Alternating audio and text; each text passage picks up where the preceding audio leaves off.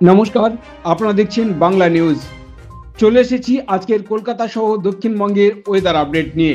আলিপুর আবহাওয়া দপ্তরের সর্বশেষ পূর্বাভাস অনুযায়ী আগামী ২-৩ ঘন্টার মধ্যে কলকাতা, হাওড়া, পূর্ব মেদিনীপুর ও দক্ষিণ ২৪ পরগনায় বজ্রবিদ্যুৎ সহ হালকা থেকে মাঝারি বৃষ্টিপাত হতে পারে। এর পাশাপাশি ঘন্টায় ৩০ থেকে ৪০ কিলোমিটার বেগে দমকা ঝোড়ো হাওয়া বয়ে যেতে পারে। বজ্রপাতের আশঙ্কা থাকায় সাধারণ মানুষকে সতর্ক থাকার পরামর্শ দিয়েছে আলিপুর হাওয়া অফিস।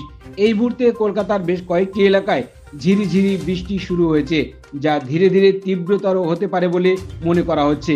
আজ শুক্রবার দক্ষিণবঙ্গের একাধিক জেলায় বিক্ষিপ্তভাবে ভারী বৃষ্টি হওয়ার সম্ভাবনা রয়েছে। বিশেষত পুরুলিয়া, পশ্চিম বর্ধমান, বীরভূম, দক্ষিণ ২৪ পরগনায় ভারী বৃষ্টিপাতের আশঙ্কা রয়েছে। অন্য জেলাগুলিতে ছিটেফোঁটা বৃষ্টি চলবে। আগামী শনিবার দক্ষিণ ২৪ পরগনা, পশ্চিম মেদিনীপুর, বাঁকুড়া, পুরুলিয়া, পশ্চিম পূর্ব বর্ধমান, নদিয়া, মুর্শিদাবাদের কিছু কিছু অংশে বজ্রবিদ্যুৎ সহ হালকা থেকে মাঝারি বৃষ্টিপাত হতে পারে। তবে রবিবার ও সোমবারের দিকে দক্ষিণবঙ্গের বৃষ্টি পরিমাণ কিছুটা কমতে পারে, কিন্তু মঙ্গলবার ও বুধবার কিছু কিছু এলাকায় হালকা বৃষ্টি দেখা দিতে পারে। আর এই বৃষ্টি কমার সঙ্গে সঙ্গে তাপমাত্রা কিছুটা বাড়বে।